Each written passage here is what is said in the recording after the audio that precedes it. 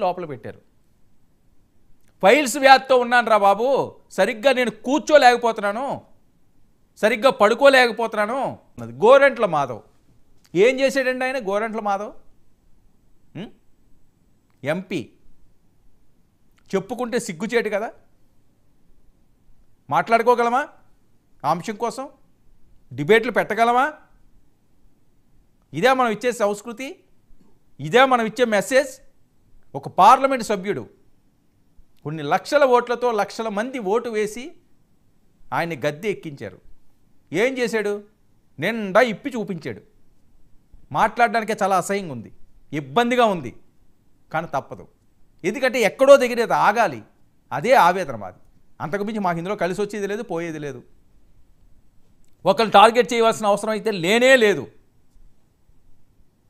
ఎంతో కొంత మంచిగా మాట్లాడడం నేర్చుకోండి, మంచి చేయడానికి ట్రై చేయండి. కుటుంబాలని రోడ్డును పెట్టొద్దు, ఆడపిల్లల జోడికి వెళ్ళొద్దు. మీకేమైనా ఉంటే అది వేరే రకంగా మాట్లాడుకోండి. అది కూడా ఈ అమ్మనాభూతులు కాదు. ఆ నా కొడక, ఈ నా కొడక, ఈ లంజ కొడక, అలా ఏంటండి ఇది? ఎక్కడున్నాం మనం? అనాగరిక సమాజంలో లేం కదా.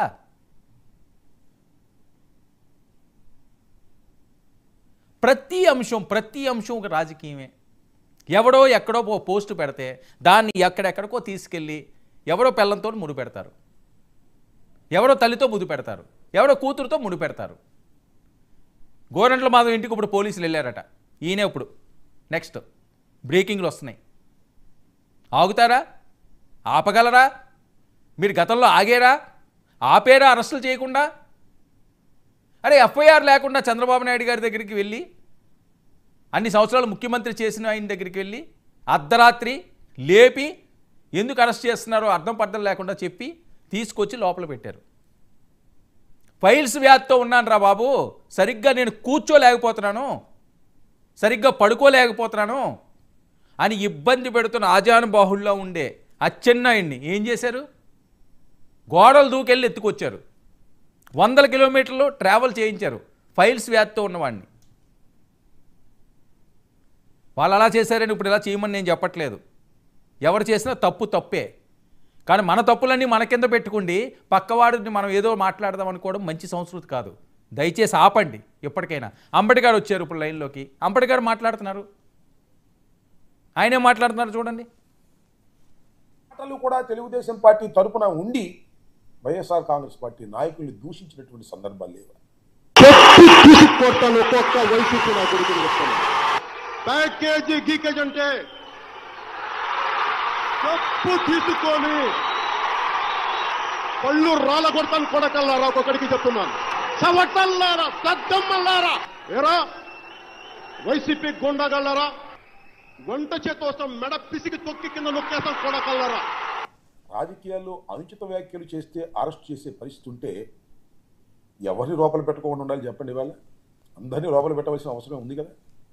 అది కూడా సంవత్సరం క్రితం చేసిన అనుచిత వ్యాఖ్యలను వారి ప్రభుత్వం అధికారంలోకి వచ్చిన తర్వాత ఎక్కడో రాష్ట్రంలో ఒక మూలన ఒక కంప్లైంట్ ఇచ్చి పోలీసులు తమ చేతిలో ఉన్నారు కాబట్టి అది రిజిస్టర్ చేసి పోలీసులను పంపించి అరెస్ట్ చేయటం అనేది ధర్మమేనా అనరా? రైట్, ఇది అంబటి గారు మాట్లాడేది. అంబటి గారు వీడియో అద్భుతంగా ప్లే చేశారు. మరి మన వీడియోలు కూడా అప్పుడు వైరల్ అయినాయి, అది మీరు ఖండించారు, కాదన్నారు. ఓకే, కాకపోవచ్చు కాక. పవన్ కళ్యాణ్ గారు చెప్పు తీసుకొడతానన్నా పీక పిసుకుతానన్నా సందర్భం ఏంటి? పదే ప్యాకేజ్ స్టార్ అంటే ఎవడు చూసాడురా నాకు ప్యాకేజ్ ఇవ్వడం? ఎవడు పట్టుకున్నాడురా నా ప్యాకేజీని నేను దాచిన చోటుని? ఎవడు కనిపెట్టాడురా? ఏ సిఐడి కనిపెట్టింది? ఏ ఐటీ వచ్చి నా మీద రైడ్స్ చేసింది? ఎవడు నాకు ప్యాకేజ్ ఇచ్చినోడు? ఎవడికి నేను దత్తపుత్రుణ్ణి? అని అని అని అని అని మూడు పెళ్ళిళ్ళు నువ్వేమో రాజకీయాలు చేస్తావు, ఒక పిల్లాన్ని నువ్వు సరిగ్గా చూసుకోలేవు, ఇంక నువ్వు రాష్ట్రాన్ని ఏం పాలిస్తావు. ఇదప్పుడు కదా బరస్ట్ అయింది ఆయన. అలా బరస్ట్ అవ్వడం కూడా తప్పే. ఆయన పబ్లిక్గా రకంగా మాట్లాడకూడదు. అప్పుడు ఖండించేమే, ఆయనకేం పూలమాలలు ఏమీ వేయలేదు, కరెక్ట్ కాదు అన్నాం. ఆయన ఇప్పుడు అధికారం వచ్చింది, అధికారం లేనప్పుడు పవన్ కళ్యాణ్ ఆగ్రహం, అధికారం వచ్చిన తర్వాత పవన్ కళ్యాణ్ ఆగ్రహం అంటే చాలా నేర్చుకోవాలి చాలామంది రాజకీయ నాయకులు.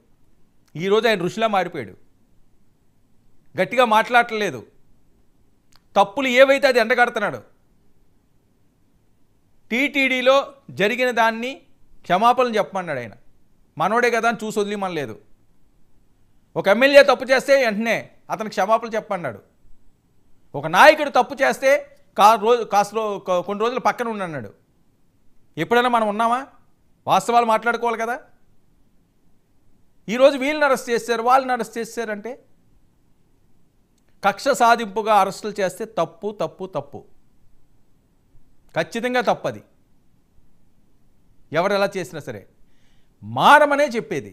మార్పు రావాలి, ఎక్కడో దగ్గర మార్పు రావాలి. ఇదే వైఖరి, ఇదే నెక్స్ట్ జనరేషన్ కన్నా ఒక మంచి రాజకీయాలు ఉండేలాగా, అరే రాజకీయాల్లోకి మనం వెళ్ళాలిరా, మనం ఒక ఎమ్మెల్యే అవ్వాలి, మనం ఒక మంత్రి అవ్వాలి అనే విధంగా ఎందుకు ఉండకూడదు మీ నెక్స్ట్ జనరేషను? ఎందుకంటే మీ తరపు నుంచి కదా, ఎమ్మెల్యే అయితే ఎమ్మెల్యే కొడుకు రావాలి, ముఖ్యమంత్రి అయితే ముఖ్యమంత్రి కొడుకులు రావాలి, ఇంకో మినిస్టర్ అయితే మినిస్టర్ తాలూకాలు రావాలి. మామూలు వాళ్ళకి ఎలాగన్నా అది దక్కదు ప్రస్తుతానికి. పోనీ వాళ్ళన్నా వాళ్ళు వారసుడిగా మనం వెళ్దాం అనే విధంగా ఉండే పరిస్థితి ఉంటుందా? ఎంతమంది రాజకీయ నాయకులు వారసులు రావడానికి ఇష్టంగా ఉన్నారు? ఏదో బలవంతంగా రుద్దితే అరాకొర వస్తున్నారు తప్పించి పెద్దగా ఎవరు ఇది ఇష్టం చూపించట్లేదు. విదేశాలు పోతున్నారు. పోనీ మీ దగ్గరన్నా ఉంటున్నారా? మీరు కట్టలు సంపాదించి మూటలు దాచి పెద్ద పెద్ద బిల్డింగ్లు కట్టుకుని విలాసవంతమైన భవంతుల్లో ఉన్నా మన పిల్లలు మన దగ్గర ఉండే పరిస్థితి ఉందా? ఎంతమంది రాజకీయ నాయకుల పిల్లలు వాళ్ళ దగ్గర ఉంటున్నారు? గుండెల మీద చేసుకుని చెప్పండి. ఉండే పరిస్థితి లేదు. దేనికోసం ఈ తాపత్రయం? ఎందుకోసం ఈ తన్నులాట్లు? ఎందుకోసం మనం ఇంత దిగజారిపోయి బతకాలి? దేనికోసం అని ప్రశ్నించుకోండి. మనస్సాక్షి అంటూ ఒకటి ఉంటుంది కదా, ఆత్మసాక్షి అంటూ ఒకటి ఉంటుంది కదా. ఆత్మ విమర్శ చేసుకోకూడదా? బయటికి చెప్పొద్దండి. బయటికి చెప్తాను మన ప్రెస్టేజ్, మనకి ఈగో, మన తప్పులు మనం ఒప్పుకోవద్దు. ఆత్మ విమర్శ చేసుకుంటే మన మనస్సాక్షి ఏంటో తెలుస్తుంది కదా. ప్రతిదాన్ని రాజకీయం చేసి చేసి చేసి చేసి ఈ స్టేజ్కి తీసుకొచ్చారు. ఇంకెక్కడికైనా ఫుల్ స్టాప్ పెట్టండి. ఇక్కడితోటి ఇది ఆపండి. లేకపోతే ఇది చేయి జారిపోయిన తర్వాత ఆకులు పెట్టుకుని ప్రయోజనం లేదు. ఆల్రెడీ దాటిపోయింది.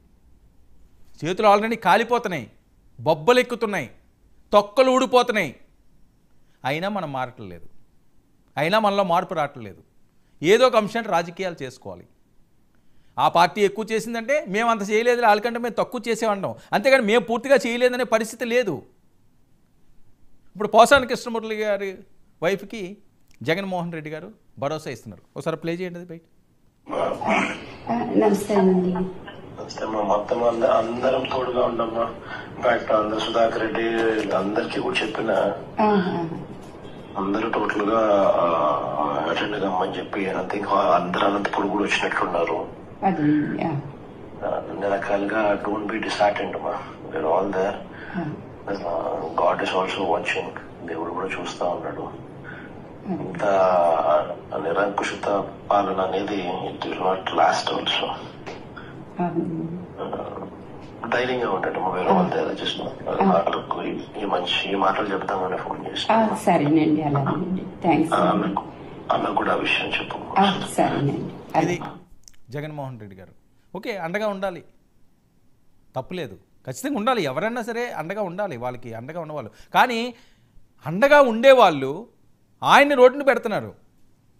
జగన్మోహన్ రెడ్డి గారు ఎన్నిసార్లు బూతులు మాట్లాడారు అంటే ఆయన్ని పూర్తిగా ఆ బూతుల కోపంలోకి దించింది వాళ్ళ కోర్ టీమే. ఆయనేమీ అమనా బూతులు ఎప్పుడు తిట్టలేదు. ఓకే, భార్యల గురించి మాట్లాడటం, అది పదే పదే మాట్లాడుతుండడం